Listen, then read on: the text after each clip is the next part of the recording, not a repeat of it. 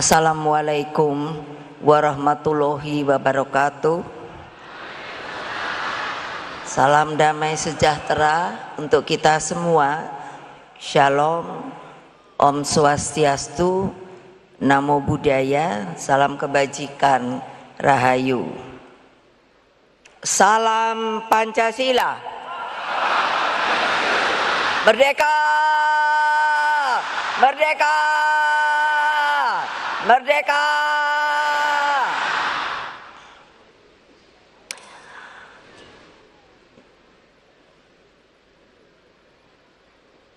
Yang saya sayangi Pak Ganjar Pranowo, kalau Pak Mahfud minta izin jadi tidak bisa hadir. Lalu juga ada Pak, kalau saya manggilnya sih Pak Ahok.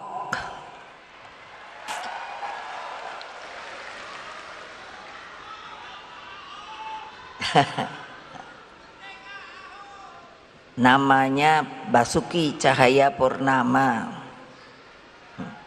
Ketika beliau ada dalam tahanan, saya suka datang ke tahanannya, tertutup. Saya suka godain, namanya bagus tapi kok nasibnya nggak bagus ya. Kan Cahayapurnama, bayangin loh. Makanya saya bilang udah saya manggilnya Ahok aja dah. Sekarang beliau bersama kita sudah keluar dari pemerintahan, lalu bilang pada saya, Ibu minta tugas. Oke, sudah ada tugasnya. Terus ada Bu Bintang Puspayoga, itu Menteri Perempuan dan Anak. Terus ada Menteri Sosial yang cengeng, itu Ibu Tri Risma hari ini. Iya, kalau laporan nanti terus belum apa-apa udah apa ya, mewek tuh apa mewek ya. Aku bilang ya udah deh nggak usah mewek lah. Berjuang terus. Lalu Pak Abdullah Azwar Anas, Menpan RB, Pak Zuhairi Misrawi, mana ya? Beliau Dubes Tunisia rupanya kembali untuk hadir di sini. Lalu juga Pak Heri Ahmadi, itu Dubes kita di Jepang. Lalu Pak Hendrar Prihadi, itu Kepala LKPP, dan para senior partai, kader partai. Tadi Mbak Puan, saya udah deg-degan aja. Mbak Puan tuh lebih cengeng dari saya. Jadi saya tadi ngelihat udah wah, saya udah gitu aja dalam batin. Tapi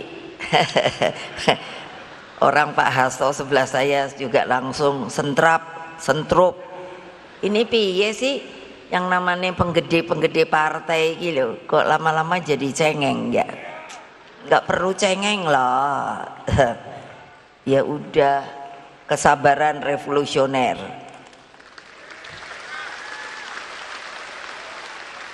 Jajaran DPP, DPD, DPC partai tentu terutama teristimewa anak-anakku yang di akar rumput. Mana Satgas partai? Berdiri Satgas partai ada nggak ya? Di atas itu ada nggak ya? Terus PAC, pengurus anak ranting. Terus ranting, terus anak ranting. Ini kalau ini saya mesti ngomongnya gini, saya sangat mencintaimu loh.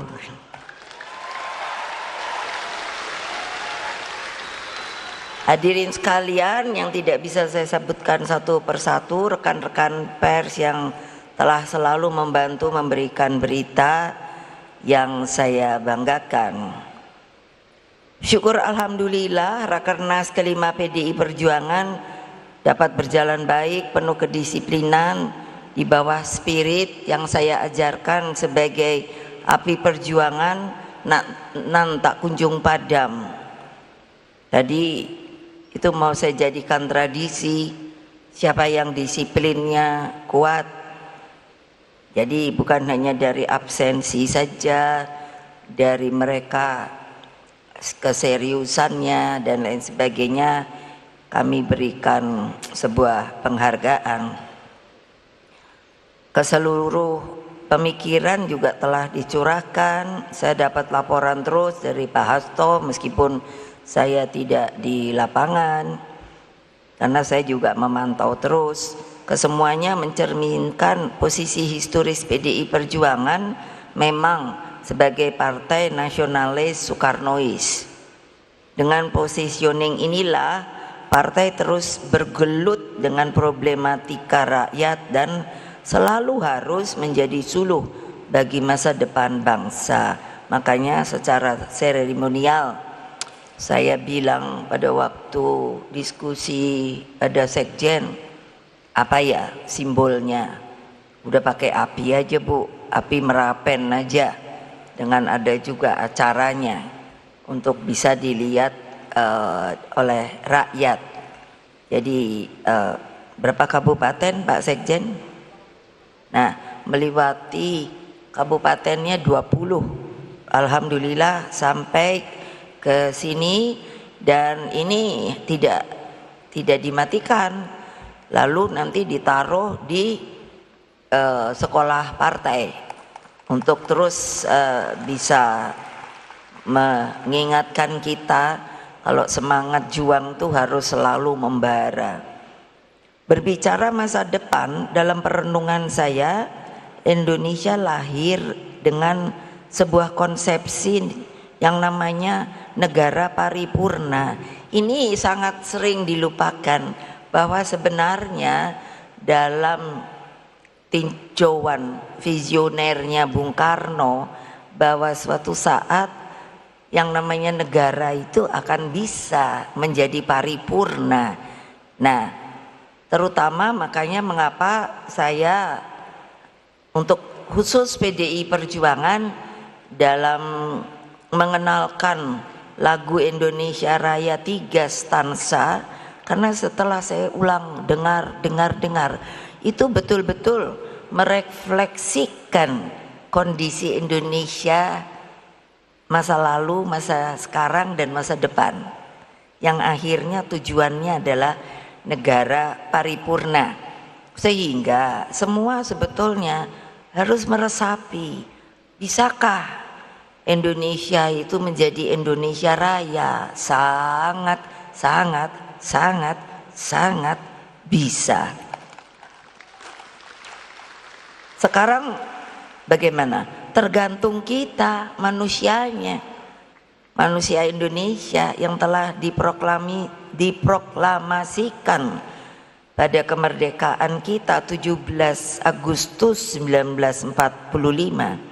Spirit ini tidak boleh kendor, mengandung tekad kuat untuk berani meletakkan nasib bangsa dan tanah air di tangan kita sendiri, bukan di tangan penjajah, bukan di tangan penguasa, bukan di tangan mereka yang sangat pragmatis. Tidak, kita rakyat Indonesia itu adalah warga negara yang merdeka, tapi terukur. Bukan merdekanya itu menjadi liberal, kapitalisme, enggak, gotong royong kalau kita. Makanya tolong diajarkan kepada rakyat. Rakyat tuh perlu pertolongan loh. Mereka haus akan sebuah guidance. Diajari. Benernya kalau milih pemimpinku piye toh? Dulu saya begitu loh. ngajari nek kepengen jadi pemimpin niku piye carane gitu kan. Saya bahasa Jawa kan karena dapil saya itu kados pundi Bu gitu. Golek ono sing api, sing tresno karo wong cilik. Oh ngaten nggih. Iya. Gitu loh. Masa saya bisa jawab gitu, kalian nggak pernah bisa. Ngomongnya aja nggak bisa. Jadi apa? Makanya pemimpin itu adalah harus merasa dia tuh bagian anak bangsa loh. Itu. Jadi aduh jangan deh tidak percaya diri, bermental pengikut dan mudah silau oleh kemajuan bangsa lain. Maka sama artinya dengan mengubur mental merdeka bangsa. Jadi ngekor kita. Makanya tadi kan saya bilang, itu saya tahu kan ibu-ibu kalau yang tadi saya bilang mejeng terus gini dulu. Apa tadi? Ya? Sarangeo. Le orang ikut bahasane wis bahasa Korea. Lah ngopo to kok ya enggak no bahasane? Lebih baik kalau memang mau ngomong gini. Aku cinta padamu. Ngono bae kok susah mentoyo. Pakai sarangeo. Bukannya menghina, enggak, itu biarin miliknya orang Korea. Gitu loh. Kan kita punya sendiri budaya kita. Agar kemerdekaan tuh bisa apa? Bisa kekal dan abadi. Bung Karno telah meletakkan Pancasila. Beliau itu menurut saya itu apa ya? Kelihatannya ada untungnya kalau ditahan. Jadi membuat keadaannya itu kan sepi gitu loh. Gak ada yang diajak ngomong. Jadi ininya jalan. Kreativitasnya, imajinasinya, berdialog dengan para tokoh-tokoh bangsa lain loh. Iya. Beliau bicara soal sosial, soal itu kan berdialognya itu tidak langsung tapi sangat membawa peran yang membuat kenapa sih kok akhirnya dipilihnya Pancasila yang dapat menyatukan seluruh komponen bangsa. Itu bisa loh menyatukan seluruh komponen bangsa. Lah makanya saya kan tidak setuju kalau yang saya jelas tadi ulangi lagi, kita ini warga negara sah apa ora toh gitu.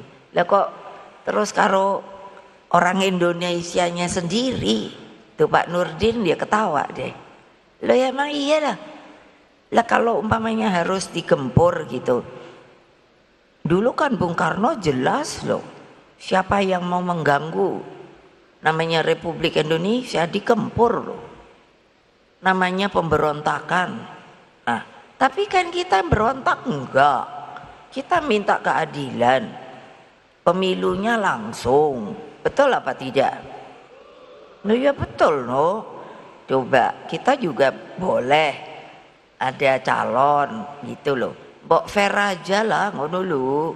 Lah ini ngopo toh kalau di-create kayak gini. Lah saya ya pikir gak ada guna itu reformasi lah.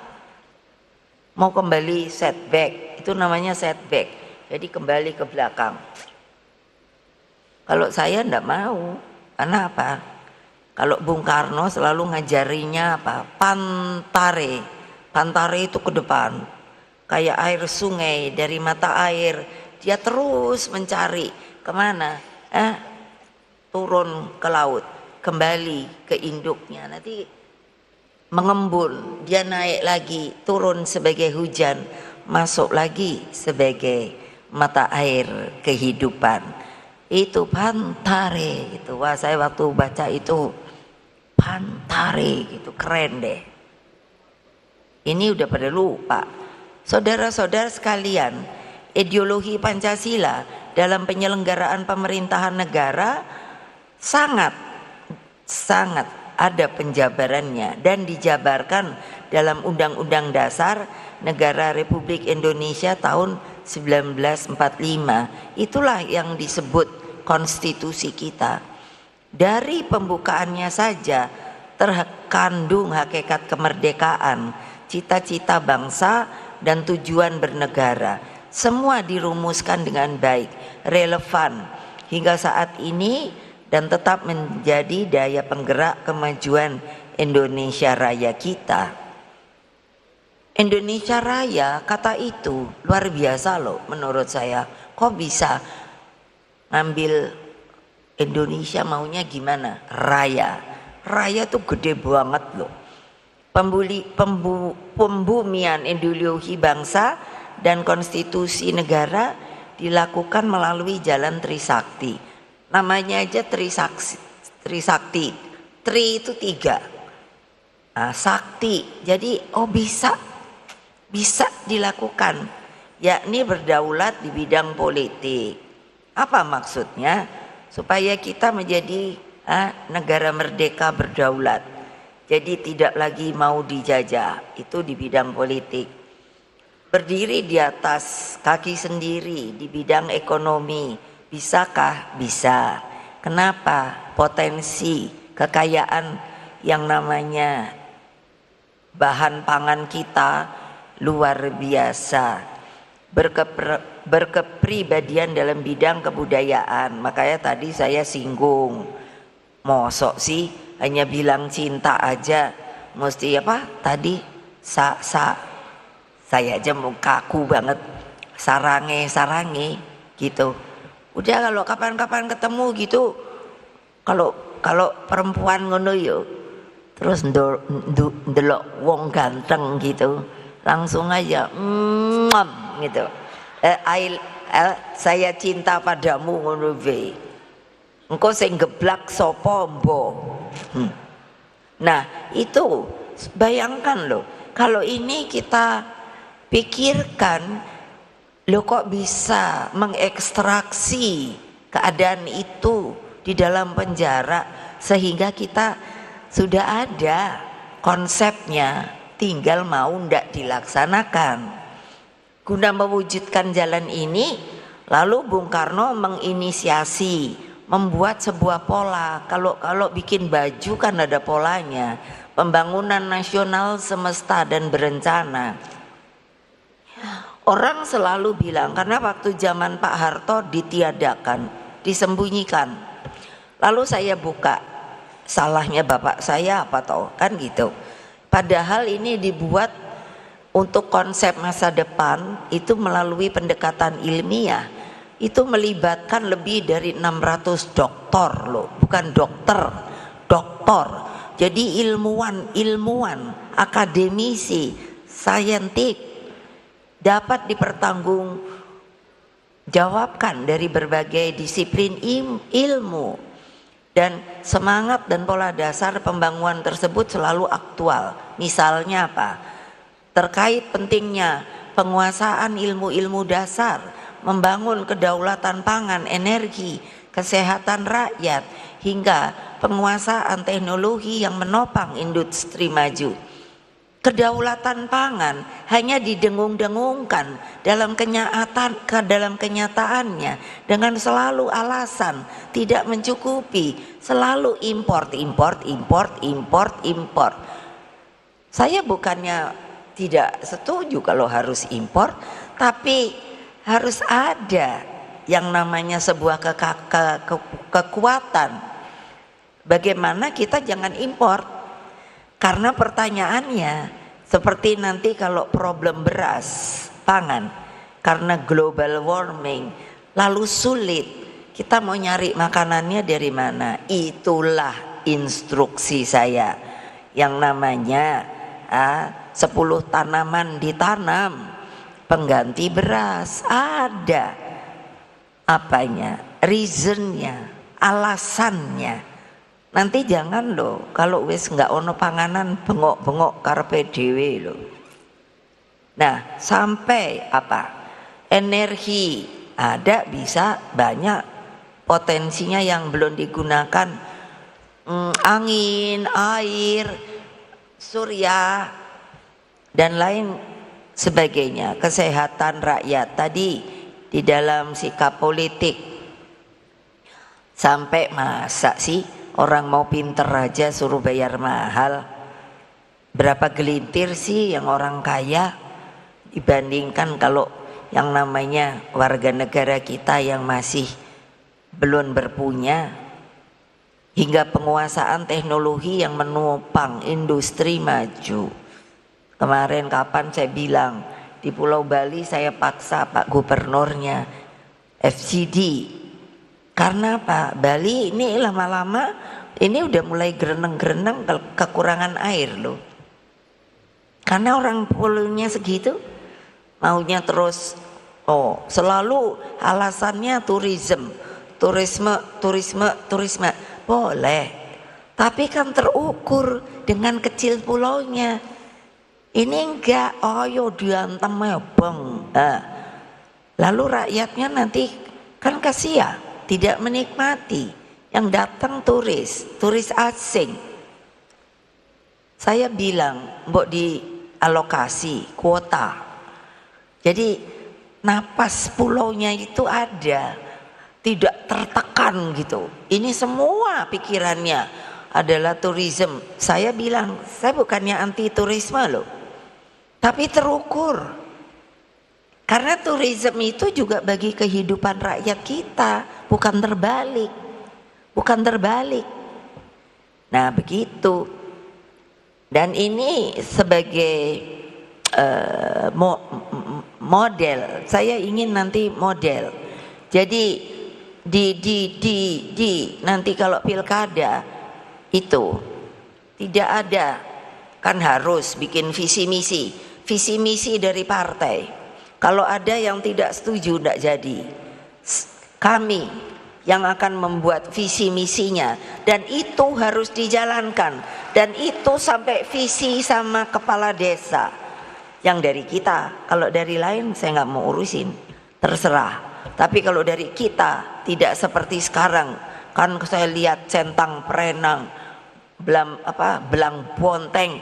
Wah, kalau nanti ditanya, saya kan suka ngobrol, umpamanya kepala desa, wih kok pinter ya kamu bikin visi misi, ini kamu pikiranmu dewe, pikiranmu sendiri, boten. Yang lucunya kan dia hebat nih, boten, kayaknya tuh bangga. Ini kan pakai konsultan bu, matang. Awas lo ya, kalau masih gitu enggak dah. Saya bikinkan, dan ininya apa? Saya ambil dari pola pembangunan semesta dan berencana. Kenapa? Apakah dapat dipertanggungjawabkan? Dapat, karena kita udah bedah. Jadi dapat dipertanggungjawabkan. Karena itu yang seharusnya pada waktu itulah dibuat oleh Bung Karno, tapi begitu Pak Harto dirubah, disembunyikan. Baru setelah itu kan saya cari apa sih kok sampai disembunyikan. Ketika dibedah ada timnya. Waduh, saya bilang coba, sayang banget ini hanya karena itu katanya buatan Bung Karno. Ya zaman Bung Karno memang, tapi yang buat tuh 600 doktor. Gawat Kenapa sih? Supaya di Bali itu kebudayaan, spiritualitas dan alamnya yang begitu otentik harus tetap ada. Nggak bisa saya bayangkan kalau orang turis kan malah suka kebalik-balik. Kalau saya dilihat gitu, where are you come from gitu, Indonesia gitu kan, saya pikirnya udah bangga aja. Terus orangnya mengkerut gitu, where is Indonesia gitu. Salah juga ya. Gimana supaya tahu? Do you know Bali? So your country is Bali and then the city is Indonesia. Matang gitu baik. Karena apa?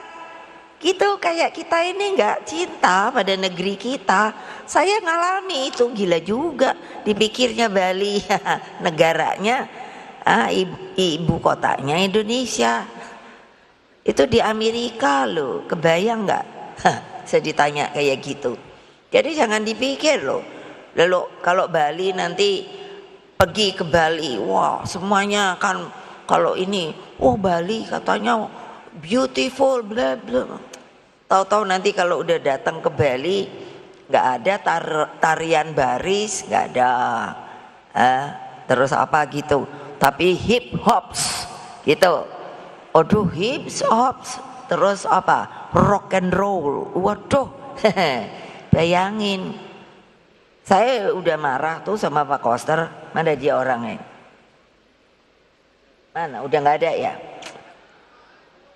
Mana dia? Oh itu dia. Iya awas loh ya. Masa kafe-kafe dibiarin kayak jamur aja. Aku bilang itu kan tempat narkoba. Saya ini pernah loh. Saya ini manusia bertanggung jawab. Saya pernah loh jadi sukarelawan di Pamardi Siwi. Masih ada apa enggak itu ya? Rehabnya polisi. Masih? Saya pernah sukarelawan loh. Nggak dibayar jadinya. Aduh, kalau sedang sakau, waduh, ini kepala katanya panas dan apa. Itu bentur-benturkan ke tembok loh. Harus dipegangi loh. Kalau sudah masukin ke apa namanya? Bak. Dikasih kayak digerendam. Kalau udah ini malah pakai ini loh. Saya enggak tahu kalau sekarang.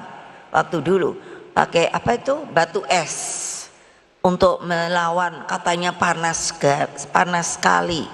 Lo kok gitu, seneng ya orang madat, lalu drugs gitu, terus psikotropika. Siapa yang suka nyabu? Ayo ngaku, angkat tangan, jangan ketawa. Lo iya loh, kalau udah apa teleng gitu, Masya Allah. Aduh, nah konsepsi negara paripurna adalah satu kesatuan konsepsi dari pemikiran para pendiri bangsa. Pancasila, cita-cita proklamasi 17 Agustus 45, Undang-Undang Dasar Negara Republik Indonesia 1945, dan juga pola pembangunan nasional semesta berencana. Kalau pada waktu itu saya akan terus berpikir,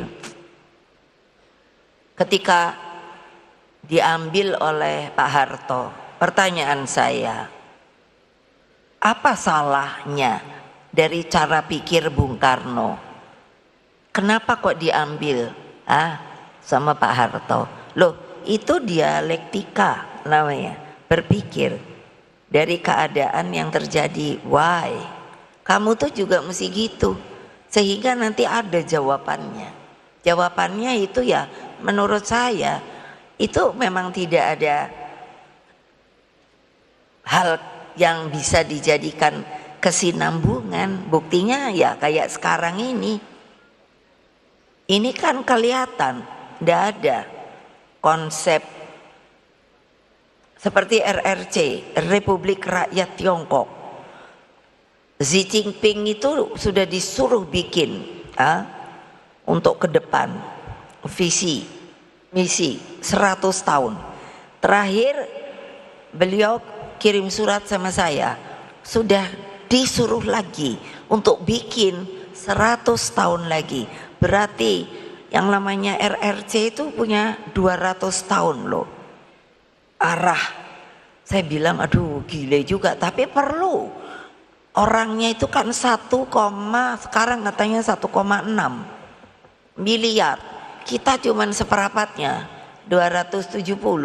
Lah gini aja kok masih murat-marit, kocar-kacir, gak jelas maunya kemana, pemimpinnya maunya kemana, rakyatnya yang Kalau di agama Kristen kan digembala, betul apa tidak? Nah, lu kok merat marit? Ya terang aja lari, no. Kambingnya ada yang ke sono, orangnya ada yang ke situ, yuk. Gitu loh, nggak bener lah. Kalau sekiranya kelima-limanya benar-benar dipahami dan dipakai untuk memotret kondisi, baik saat ini, masa lalu, the future, kita akan menemukan arah masa depan dengan seluruh fighting spiritnya. Kelimanya merupakan apa sih? Rediscovery, pencarian lagi, rediscovery of the Indonesian strategic thinking, pemikiran ke depan. Haruskah ada yang dibetulkan ataukah ini sudah baik dilanjutkan 5 periode, 5 tahun, lalu dipikir oke, oh ini gini, kurang baik, dibuat lagi. Tapi apa, konsep besarnya itu ada, nggak kayak sekarang. Bingung saya jadi bingung sendiri loh, ini kok mau neopo nih. Seperti pertanyaan saya kemarin panggil itu Pak mana dia, Pak Said sama Pak Don udah pergi ya dia akan berangkat ke Korsel itu lah. Saya nanya, ngomong-ngomong, realita utang kita tuh berapa toh? Ini kan harusnya diomongkan ke seluruh rakyat Indonesia loh, supaya awarenessnya, pengetahuannya, perhatiannya. Kita ini jangan enak-enak loh, banyak utang loh. Terus cara menyelesaikan utangnya lalu bagaimana? Ayo, saya sendiri sampai ngitung sendiri, kan karena pernah presiden toh. Hitung ke hitung, wow, aku bilang gimana ya? Kalau antara untuk balance sheet-nya itu tidak seimbang, artinya miring, bahaya loh. Nah, kesemuanya sudah sangat lengkap, utuh, komprehensif dan visioner. Jadi apalagi yang dicari, kan gitu. Ya ternyata bolak-balik loh. Bagaimana manusianya? Nah kayak kita tadi Ibu gembleng bahwa udah dong, jangan asal mikiri diri sendiri deh. Di sekitar kamu itu masih banyak orang miskin, masih banyak orang yang harus ditolong. Kemarin atau apa ya, atau dari mana ya, kita sama Pak Riko, mana Riko kemarin itu yang saya bilang di mana tuh ya, kita dari mana ya, oh ini di dekat Ancol itu ada rel kereta yang sekarang sedang dibangun apa tuh ya. Jadi saya tuh langsung kemarin lihat pulang dari sini, terus saya bilang itu gerbong kereta itu ternyata tempat tinggalnya para gelandangan dari zaman bapak saya cerita. Beliau senang banget incognito, artinya apa? Dengan pengawalan tertutup. Itu pergi kemana-mana ngelihat kehidupan rakyatnya. Jadi cerita sama saya. Jadi datang ke rel gerbong yang katakan mungkin tidak terpakai lagi. Lalu nanya kan, coba ya, apa itu nggak luar biasa? Menurut saya sangat luar biasa, yang saya ingin terjemahkan bonding itu. Jadi ketika nanya sama orang yang tinggal di situ, terus ada yang langsung bilang begini, itu kayak suara Pak Bung Karno ya gitu. Wah, bapak saya bilang, loh kok ada yang ingat? Langsung semuanya, bapak ya, ini Bung Karno loh cerita sama saya, masa mau bohong? Bapak ya, bapak ya. Akhirnya ya tentu. Terus apa? Bung Karno nongkrong aja di gerbong itu, nanyain, bayangkan nggak kamu? Terus kamu yang tadi saya udah kasih, Mbak Puan bilang, Mama tadi kelamaan 2,5 jam, biarin, ketemu segini banyak kapan lagi? Kalau nggak dikasih yang namanya yang namanya kalau saya bilang sih di palu jiak gitu, melempem kabeh engko karep-karepe dhewe gitu, mau-maunya sendiri. Enggak lah, aku bilang kalau bisa 5 jam deh. Kenapa tidak? Lah gitu loh. Iya, karena apa? Harus ada revolusi mental ya, tadi kayak tadi tuh hanya 2,5 jam loh. Untuk apa? Untuk membangun namanya apa? Jiwa yang sudah ada, karakter, untuk membangun nation and character building. Mau dijadiin apa bangsa Indonesia yang merdeka ini? Yang dia punya harga diri, punya kehormatan. Kalau saya ke luar negeri rasanya seneng banget loh. Where are you come from? Gitu kan, kayak tadi gitu, I am Indonesia gitu kan. Aduh rasanya tuh seneng banget gitu. Terus pernah saya disuruh, ada nggak tahu di mana udah lupa, di Washington DC, suruh masuk ke sekolah ini, kayak kalau di kita SD, anak di sana tidak diajari peta loh, peta bumi. Jadi waktu saya cerita Indonesia, kan saya tanya, do you know where is Indonesia? Terus teriak lucu, don't know, katanya tidak tahu. Jadi saat nggak ada bola itu apa? Bola apa sih? Bola dunia. Jadi saya suruh minta. Lalu saya bilang, saya puter-puter, oh mereka akan ngerumun gitu. Terus, this is my country. Wow, it's so big, katanya gitu. Oh yes, this is the biggest archipelago in the world, kepulauan terbesar di dunia gitu. Aku kan gitu selalu ngomong, ble gitu loh. Bayangin kalau kalian cuman kayak kodok goreng we. Betul loh, pendidikan yang mencerdaskan kehidupan bangsa dan gerak gotong royong rakyat agar Indonesia bisa menjadi pemimpin di antara bangsa-bangsa lain di dunia. Iya loh, makanya kenapa saya suruh tadi Mbak Puan masuk dalam ini sikap politik, supaya ada sejarah kita sebagai negara merdeka. Pada waktu 55 kok bisa bikin konferensi Asia Afrika? Apa dipikir gampang? Mana ada lagi belajar protokoler gitu loh. Orang belum tahu loh. Coba yang datang diplomat loh, tokoh-tokoh loh, presiden lah, segala opo-opo gitu. Hai gawat ya kalau dipikir. Kalau lama-lama aku mikir, milih pemimpinku gimana caranya ya.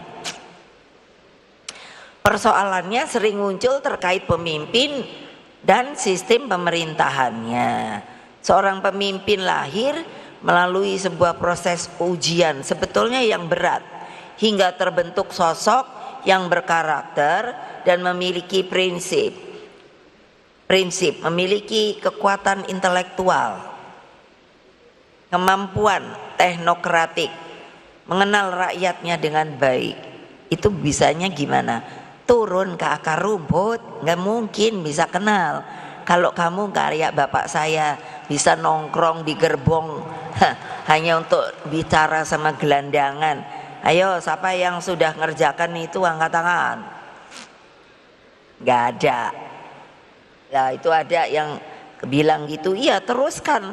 Siapa yang sudah menjalankan teruskan, itu kebenaran. Menempatkan pemimpin nasional melalui jalan pintas akan sangat berbahaya bagi masa depan bangsa. Oh iya loh, mesti digembleng dulu loh. Kalau menurut saya, kayak apa itu? Kalau mau bikin apa pun namanya, itu loh, besi apa itu loh, ya kan itu diketok dulu, panas dulu apa namanya, ya terserah lah, mau bikin palu, mau bikin apa, tapi kan gitu caranya, nggak bisa langsung lembek dilipat-lipat, mestinya itu begitu. Nah kalau menurut saya nih jadi begini itu karena kena apa? Yaitu dibuanting banget. Bapak saya dibegitukan. Saya bilang, gile republik ini. Supaya kalian tahu loh, Bung Karno itu diisolasi, tapi tidak ada loh keputusannya. Jadi Bang Bungai ngono, aneh kan republik ini. Mana itu yang namanya ahli-ahli hukum, gak ada yang bersuara, enak aja gitu. Aduh gila juga deh. Nah ini akan sangat berbahaya kalau berada di tangan seseorang yang tidak mumpuni, yang tidak punya apa ya, empati gitu loh. Hal ini yang juga menjadi keprihatinan saya adalah kurangnya kesinambungan pemerintahan akibat ya ini tiadanya pola pembangunan jangka panjang. Konsepnya ndak ada loh. Konsepnya itu kan saya kan di BRIN itu masuk Pak Soeharto, Bappenas. Lah saya malah bingung kalau nanya saya, Pak, konsep ke depan niku apa namanya, RPJMN. Loh saya tuh sampai nanya sendiri, akhirnya beliaunya malah yang bingung. Loh Pak, ini disandingnya masa ama apa sih, terus piye sih carane gitu, bingung kan. Loh kenapa? Ya enggak tahu saya. Nah ini kan yang saya gambarkan sebagai tarian poco-poco. Tahu nggak tarian poco-poco? Tariannya tuh bagus loh, saya suka nari poco-poco, kompak dan berirama. Namun kalau dalam politik jadi aneh, arah bangsa nanti udah maju, lain visi misi mundur gitu. Siapa yang rugi? Bangsa sendiri. Contohnya adalah seperti yang saya katakan, peristiwa tahun 65. Nah, juga dengan yang namanya waktu terjadi masalah Jakarta, daerah khusus Jakarta. Terus Pilpres 2024. Ya saya boleh kalau ini nanti tolong bikinkan lagu, namanya adalah Poco-Poco Kepemimpinan. Siapa yang bisa bikin, ayo bikinin dah. Mana dia tadi Mbak Krisdayanti, bikinlah supaya nanti lagunya, iramanya itu dung dereng dung ding deng dung deng dung dereng dung ding deng ding deng dung dereng dung deng gitu. Ayo bikin no. Karena kan kayak poco-poco gitu kan. Tapi ini kepemimpinan lo, kebayang nggak? Pusing dah. Hadirin sekalian, Rakernas 5 ini telah membahas seluruh aspek strategis terkait pilkada. Persiapkanlah pilkada dengan sebaik-baiknya. Jaringlah calon-calon pemimpin yang benar punya fighting spirit, berani menegakkan kebenaran, tidak berbohong, setia, memiliki karakter yang kuat, tidak hanya berpikir zona nyaman. Lalu apa? Mumpuni. Mumpuni itu perlu loh. Mumpuni ku apa toh? Pintar secara intelektual. Itu loh. Tapi di sininya juga halus gitu, gampang tersentuh gitu. Ngelihat rakyat yang aduh kadang-kadang apa ya, saya pernah loh, sukarelawan saya tuh di museum, maksudnya nggak dibayar, narkotika ini cacat di YPAT. Saya ini dulu sebelum masuk partai, kehidupan saya bersosial. Saya lihat kayak apa ya, kayak anak-anak yang seperti anak-anak otis itu. Iya kan, kasihan ya. Belum lagi sekarang karena apa, orang tuanya tidak mengajarkan yang namanya budi pekerti. Itu kan terjadi perundungan, bullying. Mana ibu tadi, ibu sopoku, Ibu Bintang udah pulang ya? Oh itu, coba kok malah kalau depan nggak kelihatan. Coba boleh tanya, kayak apa loh kok dirundung? Ada anak kaya, wah kayak jagoan gitu. Terus yang anak miskinnya dirundung-rundung gitu. Itu karena ibunya loh, ibu-ibu, rungok ke, awas lo ya. Kalau dari PDI Perjuangan ada anak nanti saya dengar bikin bullying, merundung anak-anak orang lainnya. Kasih empati, beri budi pekerti, gitu loh. Jangan asal terus mau mejeng, aduh gawat. Loh iya, itu berbudi pekerti banget loh. Tanamkan itu dari awal. Sopan santun pada orang tua. Aduh, itu udah kayaknya kadang-kadang saya mikir ini dunia mana ini. Gitu loh. Jadi kalau sikap politik partai, tantangan ke depan tidaklah ringan. Juga bagaimana beratnya pekerjaan rumah untuk membangun sistem hukum yang berkeadilan. Karena menurut saya bilang hukum itu sekarang versus hukum. Hukum yang mengandung kebenaran, berkeadilan, melawan hukum yang dimanipulasi. Ini padahal ya hukum dan hukum. Ini kejadian di MK, di KPK, gitu loh. Terus di KPU. Heran saya KPU. Loh iya loh. Kok nggak ngerti saya. Kok bisa nurut gitu. Padahal Komisi Pemilihan Umum kan harusnya dia pasti luber, pasti jurdil. Jadi apa? Netral. Enggak. Aduh pusing dah. Bawaslu, mana saya dengar semprit? Enggak ada. Kan mestinya sempritnya tuh keras banget kan. Prat, apalagi yang kemarin. Mestinya prat gitu kan. Enggak ada. Sepi sunyi sendiri. Benar apa enggak? Gawat. Nah jadi ayo dibenerin dah. Supaya apa sih? Sebagai penopang sehatnya kehidupan demokrasi. Lah susah-susah loh. Saya tuh suka mikirnya gini, berdoa ada sama yang di atas. Emangnya gampang mau milih pemimpin nih loh. Aku tuh sampai zikir, cobain supaya jangan salah pilih. Makanya akhirnya kenapa saya pilih Pak Ganjar? Kenapa yuk saya pilih Pak Ganjar? Dia pernah di PDI, betul nggak? Dia dari bawah naik jenjangnya, paling enggak mestinya dia ngerti partai kita, bener apa enggak? Ya toh. Nah Pak Mahfud dia ahli hukum, karena saya lihat ya tadi hukum melawan hukum sekarang. Nah jadi lebih baik cari orang yang ngerti hukum banget.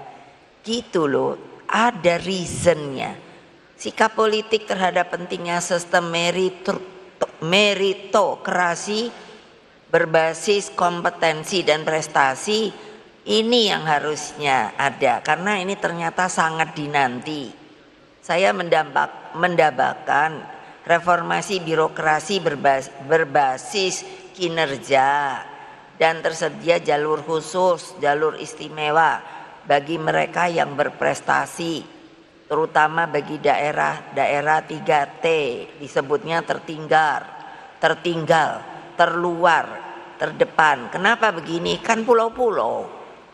Daerah 3T ini membutuhkan sangat keberpihakan negara. Apalagi kalau untuk guru, tenaga kesehatan. Nah, lalu juga tentunya supaya tidak kuper, harusnya ada modulasi mengajarkan umpamanya dari masalah teknologi digital supaya gampang piye gitu loh. Tapi heran juga ya, rakyat tuh ya pinter juga loh. Kadang-kadang saya lihat sekarang HP itu paling murah berapa toh? Bukan paling mahal loh, paling murah berapa?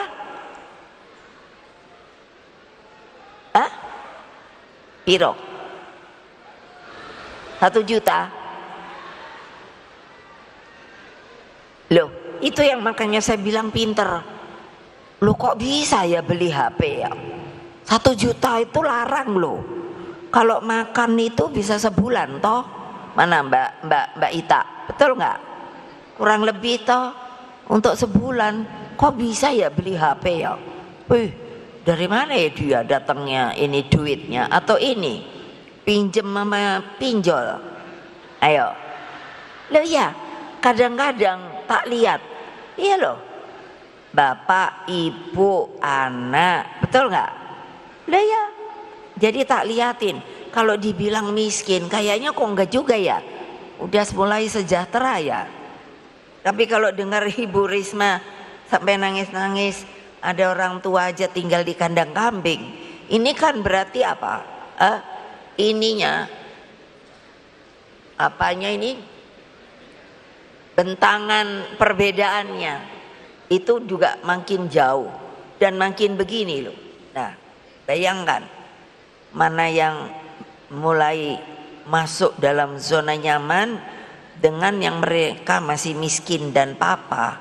Bayangkan loh, padahal yang namanya berkeadilan, waduh aku pikir untuk kesejahteraan rakyat, aduh aku pikir piye iki yo. Nah coba toh. Nah saudara-saudara sekalian, anakku yang kucintai, seluruh rakyat Indonesia dimanapun mereka berada, posisi politik PDI Perjuangan terhadap pemerintahan yang akan datang merupakan sebuah hal yang bersifat strategis dan selama ini selalu diputuskan di dalam kongres partai. Namun rakyat sebenarnya sudah memahami DNA PDI Perjuangan. Kita adalah pejuang demokrasi.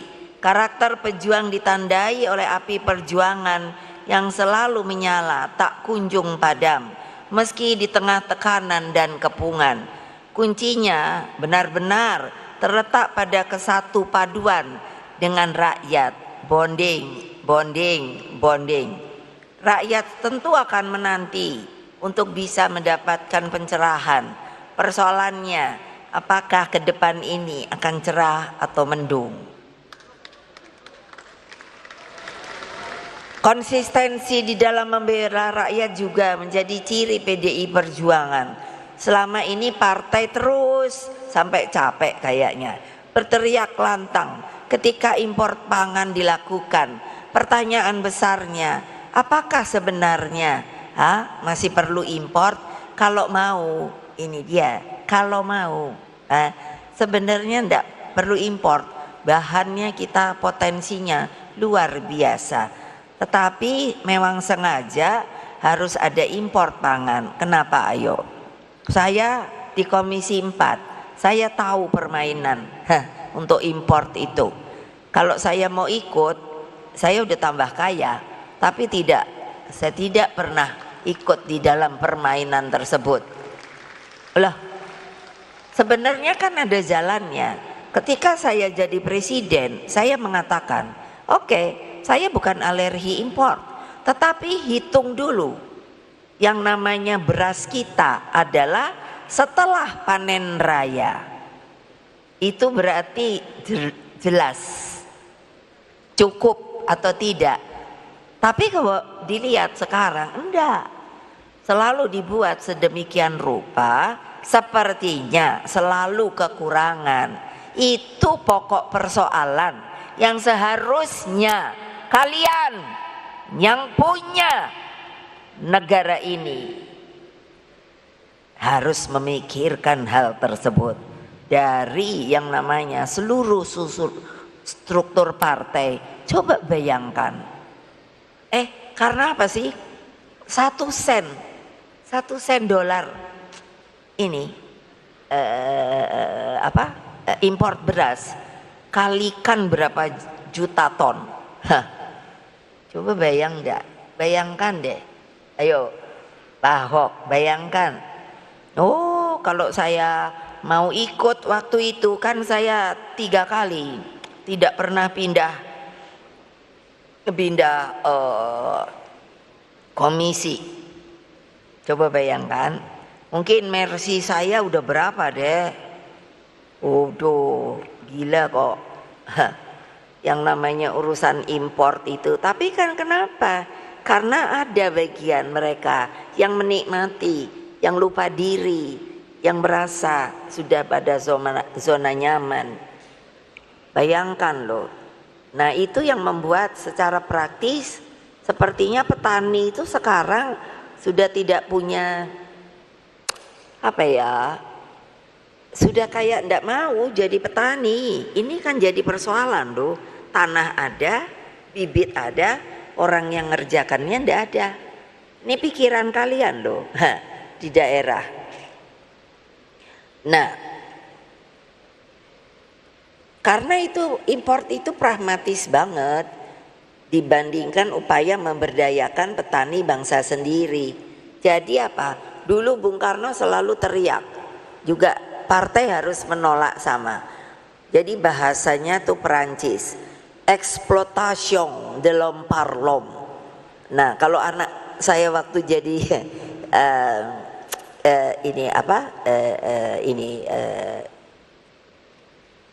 jadi apa namanya? di DPR. Rakyat tuh tahu loh. Yaitu bahasa Jawa lagi. Ibu gitu kan atau mbak. Kulo mboten ibu mboten pareng. Nah, ora pareng kenang apa ya? Ojo lompelom. Lompelom. Saya mikir apa ya lompelom? Niku loh, Pak Bung Karno kan selalu bilang, ojo gelem nek ono lompelom. Itu padahal maksudnya ini loh, exploitation. Nah, kalau Perancisnya itu bukan exploitation, no, itu Inggris. Exploitation de l'homme, l'homme par l'homme. Jadi apa? Memeras manusia pada manusia dari seluruh aspek kehidupan. Gitu loh. Masa kalian mau digituin lagi? Itu kan penjajah begitu. Exploitation de l'homme par l'homme gitu, keren kan? Nah, makanya nih kan kemarin tuh siapa yang ngomong tuh kan, itu yang di Karimun Jawa. Kan seorang aktivis lingkungan bernama Daniel Tangkilisan. Saya bacanya sih di koran. Dia tuh pejuang lingkungan, melawan pencemaran akibat aktivitas tambak. Tapi kok malah dia diproses hukum. Terus saya langsung telepon Pak ini, siapa namanya itu, Lauli, Menkumham. Saya bilang, ini apa benar sih itu yang saya bilang hukum versus hukum? Loh, dianya yang benar-benar aktivis lingkungan karena katanya dibilang apa yang dia omongkan itu bohong. Loh, kan gampang. Itu yang tadi saya bilang, pembuktian itu kan juga sering dipalsukan. Akhirnya toh ya bebas. Saya bilang sama para penegak hukum, bebaskan dia. Gimana sih? Kayak apa nanti kalau yang namanya pencinta lingkungan segala justru versus yang merusak, umpamanya yang mereka merusak hutan, malah yang ditangkap yang yang membela. Ayo, hutan enak baik saiki dipotong, terus reboisasinya mana? Mana daerah kamu yang melakukan reboisasi, artinya penanaman kembali bibit hutan. Nah, masa cuma satu? Mana? Tuh 2 ono iki Trenggalek ngendine, ayo. Nah tuh, iya dong, saya ngajari Mbak Ita kasih tahu ibu-ibu itu kalau ada bibit cabe, ya tahu, duduk Mbak, bibit salak, bibit mangga, bibit opolah, tanam, dia itu berjiwa, dia akan tumbuh. Jadi nggak usah beli lagi cabe, nggak beli lagi bawang, terus ditanamnya di mana Bu? Loh, di kaleng ayo iso kok, gitu loh. Itu apa? Kreativitas, gitu. Tapi males, gitu loh. Makanya kan nggak kesel aku, yo kesel no. Nah itu, jadi nggak bisa dong. Masa hanya karena ini kan aktif, ada katanya tambaknya itu mencemari gitu loh. Nah kan yang mestinya adil no, yang namanya pojaksanya, polisinya, terus hakimnya, lo ini kok enak baik, iya. Nah dengan begitu DNA dan legacy historis di atas, maka sikap politik PDI Perjuangan didasarkan pada pemikiran mana yang akan membawa bangsa Indonesia menjadi lebih baik, berdaulat dan lebih berdiri di atas kaki sendiri. Itulah landasan pilihan sikap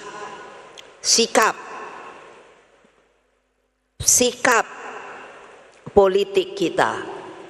Makanya kalau nggak ada yang ikut, nggak didisiplin, udah tahu toh ibu mau ngapain.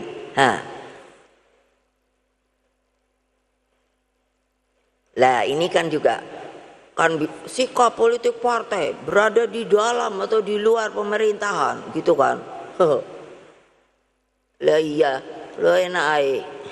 Kalau menit ini saya ngomong, kan harus dihitung secara politik, no. Enak aja. Jadi kan ini pasti wartawan kan yang ditunggu iki sikap dari Rakernas. Tadi pagi saya baca Kompas ya gitu, akan menentukan sikap aku sambil sarapan gitu kan, aku bilang enak aja ya dong, gua mainin dulu dong.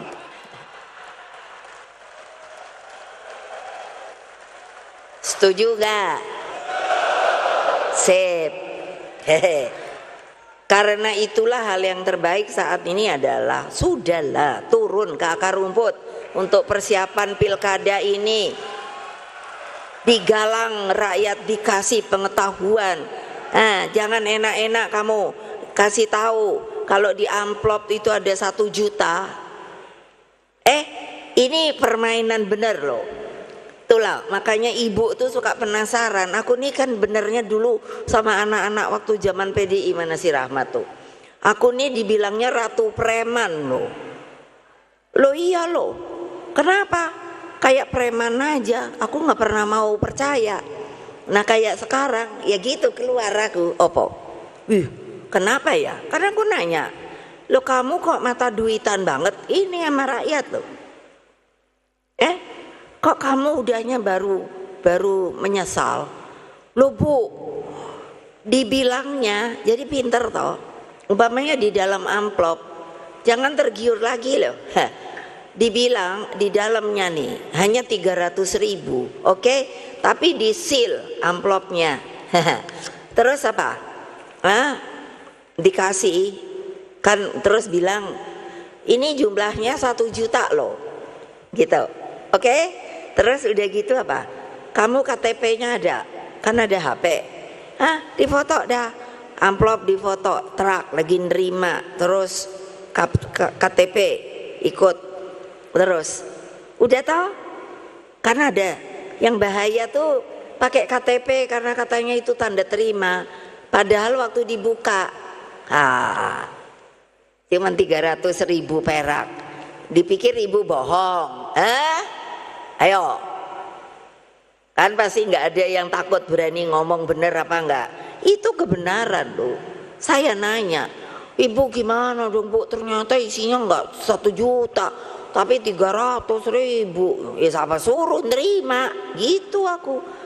Enak aja. Mungkin tampangku kan cantik, pintar, seperti baik hati, ratunya PDI Perjuangan gitu. Tapi aku ya ratu preman loh. Kesel aku ngelihat dibohongi begitu. Gila, aku bilang nggak salah, ya salahmu dewe, mata duitan ngono aku karo rakyatku. Ada loh yang kesian deh. Terus gimana dong bu? Lo kok tanya? Nah duit tinggi. Ya udah entek no bu. Kocak deh rakyat tuh. Aduh gawat. Coba bagaimana coba kalau sebagai pemimpin aja kamu itu nggak pernah ngerti gituan. Aduh kesian deh. Nah yo, ini instruksi lagi nih, yaitu apa? Menanam 10 tanaman pendamping beras, sumber air itu dijaga dengan gerakan penghijauan.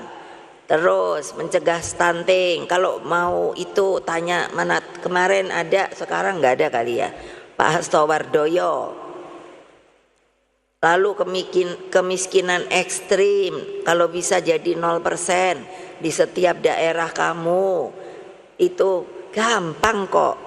Kamu tuh kasih makan aja, namanya iku sopo, ai sopo tuh dari PAC, hanya di RT. Alah RT itu paling gede berapa sih sekarang? Siapa yang tahu ya? Maksudnya warga RT di mana aja paling besar itu di mana ya? Ada nggak? Riko? Bukan di mana itu? Ya, enggak, yang paling banyak daerah mana coba? Oh enggak, kalau Jakarta ya itu. Coba. Terus ini nih ya, urusan daripada segala orang daerah menggumpal ke Jakarta mencari kehidupan pekerjaan. Padahal waktu zaman Bang Ali, Jakarta itu tertutup loh. Karena dia udah tahu, saya tuh diomongin, ini harus menjadi kota tertutup Jakarta. Kenapa? Nah sekarang itu tanggung jawab kamu loh. Kan udah ada otonomi daerah. Yang tadi saya bilang, untuk melihat sebenarnya kamu udah mau pemekaran, kok nggak sanggup bikin PAD. Nah mestinya kamu kan bisa, yang namanya orang daerahmu. Iya, kamu kalau saya yakin kalau daerahmu juga gemah ripah loh jinawi, pulang dia. Tapi karena enggak, cari di Jakarta, makanya banyak loh orang luar, bukan orang asli Jakarta. Itu apa? Jadi pemulung. Coba kalau enggak percaya, kamu jalan-jalan cari pemulung, tanyain kamu orang mana. Belum tentu sepenuhnya orang Jakarta. Dari daerah-daerah. Saya pernah pergi ke Jakarta Utara. Nanti kalau ini suruh, kalau masih ada waktu apa ini, suruh lihat, ada namanya Gang Senggol. Alala, itu rumah-rumahnya itu kayak sarang burung. Terus tadinya Gang Senggol mau saya tutup. Kenapa? Jadi itu gang. Jadi kalau jalan nggak bisa begini. Jadi kalau jalan umpamanya dari sana ke sini lalu begini. Nah, jadi katanya tuh senggolan. Tapi nggak bisa, nggak boleh ditutup. Kenapa? Bayangin ibumu aja jalan ke gitu loh.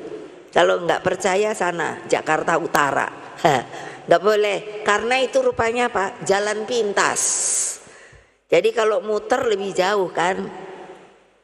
Iya, kamu tuh pernah nggak sih? Siapa yang nggak pernah turun ke bawah? Angkat tangan lagi. Semua koyone kan pernah turun ke bawah, ngapusi. Itu PAC, ranting, anak ranting, laporan nama ibu langsung. Yes.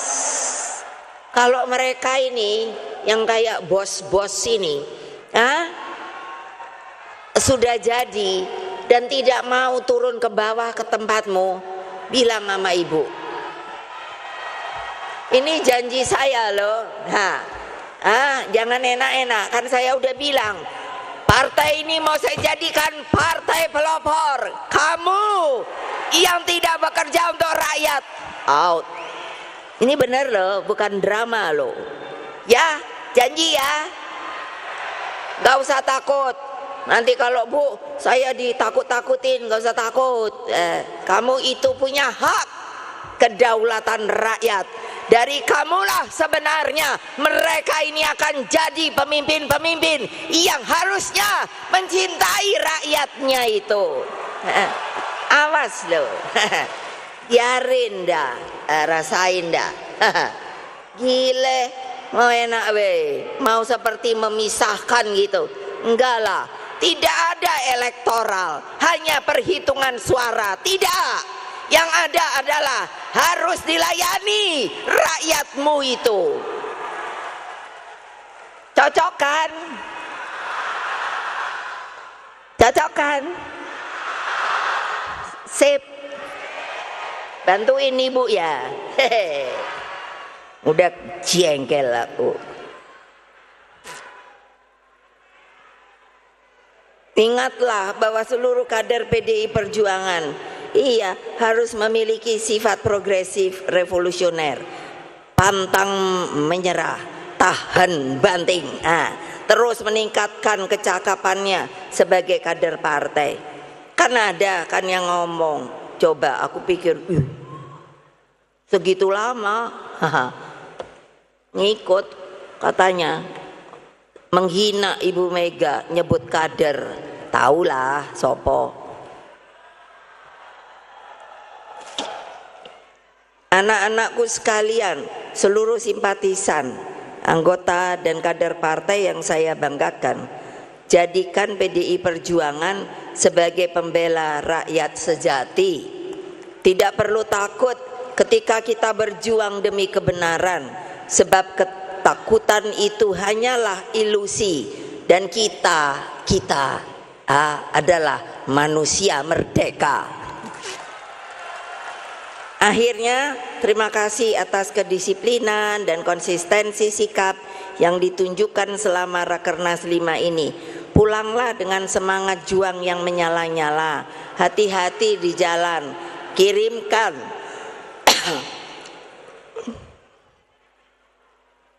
salamku pada keluarga dan mereka yang tidak dapat hadir di tempat ini. Kobarkan terus api perjuangan nan tak kunjung padam di dadamu. Khususnya rakyat Indonesia yang begitu setia memegang harapan akan cita-cita Indonesia Raya.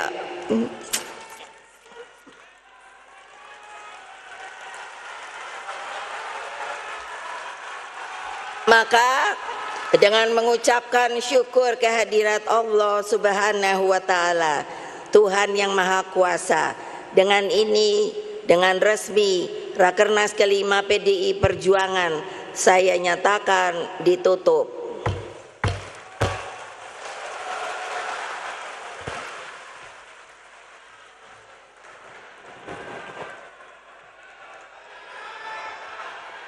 Selamat berjuang, kembali ke tempat masing-masing dengan disiplin yang tinggi. Merdeka! Merdeka! Merdeka! Salam Pancasila. Wassalamualaikum warahmatullahi wabarakatuh. Om Santi, Santi, Santi Om Rahayu.